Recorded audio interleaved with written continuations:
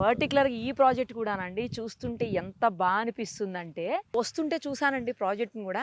Mini tank bund లాగా ఎంత బావుందో అసలు. నెక్స్ట్ ఇంకోటేంటంటే ఇక్కడ అసలు గ్రౌండ్ వాటర్ ప్రాబ్లమ్ గూడా ఉండదు. పక్కనే మంచి లేక్ ఉంది.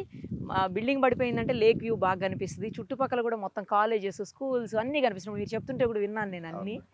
చాలా బా అసలు ఈ అనిపిస్తోందండి. ప్రాజెక్ట్ అనేది నేను ఒక ప్లాన్‌తో స్టార్ట్ చేశాం మేడం ఇది. ఓకే. అంటే ఇది ఇట్స్ ఎ ఫ్యూచర్ ప్లాన్ లాగా మేము యాహ్! ఆలోచించి చేయడం ఫైన్. జరిగింది. ఆ! అంటే ఇప్పుడు కాదు, వాట్ అబౌట్ ఆఫ్టర్ 5 ఇయర్స్ లోపల ఇక్కడ ఏమి మనకు జనరేట్ చేయగలుగుతాం అనేటువంటి కాన్సెప్ట్‌తో దీన్ని చేయడం జరిగింది. అందువల్ల నేను ఏంటంటే సదాశివపేటలో ఉన్నటువంటి ఇన్ని ఫీచర్స్ ఇప్పుడు ఎక్కడ లేఅవుట్ వేసినా మనం ఏం కోరుకుంటాం యాస్ ఎ కస్టమర్‌గా, అరే అన్ని ఫెసిలిటీస్ నా ఉండాలి. వెంచర్ పక్కన నా ప్లాట్ యాహ్! పక్కన ఒక ఎంఆర్ ఆఫీస్ రావాలి, కరెక్ట్. పోస్ట్ ఆఫీస్ రావాలి, బస్ స్టాండ్ రావాలి, అంటే ఒక సిటీ స్కూల్ రావాలి, ఏర్పడాలని కాలేజ్ రావాలి, కోరుకుంటాం. హాస్పిటల్ రావాలి ఇవే అనుకుంటాం. బట్ నాకు రాబోలేదు, ఆల్రెడీ ఉన్నాయి నాకు.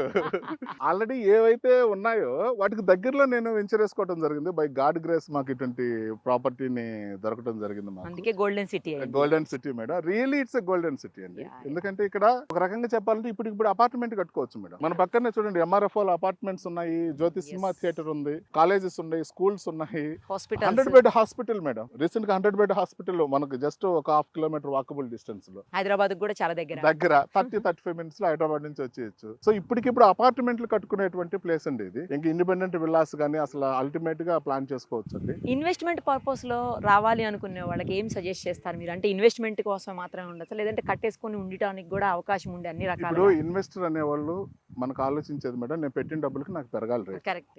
End of the day motivation అనేది అదే మనకు. అవును. సో ఇప్పుడు నువ్వు ఆల్రెడీ ఏదైతే ఇన్వెస్ట్ చేస్తున్నావో నీకు దగ్గరలో ఇన్ని డెవలప్మెంట్స్ ఉన్నాయి, సినిమా థియేటర్, ఎంఆర్ఓ ఆఫీసు వాటి పక్కనే నువ్వు కొంటున్నావంటే నీకు ఇంకా వేరే ఆలోచన అవసరం లేదు. ఇమ్మీడియట్గా నువ్వు పెట్టిన ప్రతి రూపాయి అప్పటికి వచ్చే తలకి 100 రెట్లు పెరగచ్చు. రెండోది ఏంటంటే నువ్వు తీసుకున్నటువంటి ప్రాపర్టీ దాంట్లో ఇప్పటికిప్పుడు విల్లాలు కట్టుకోవచ్చు, అపార్ట్మెంట్సే కట్టొచ్చు. ఓకే. సో అటువంటి ప్రాపర్టీలో నువ్వు కొనేటప్పుడు నీకు ఇంకా అసలు కస్టమర్కి వేరే ఆలోచన లేకుండా హ్యాపీగా తీసుకోవచ్చు అండి. ఇది మున్సిపల్ అప్రూవ్డ్ కూడా అది- ఆల్రెడీ.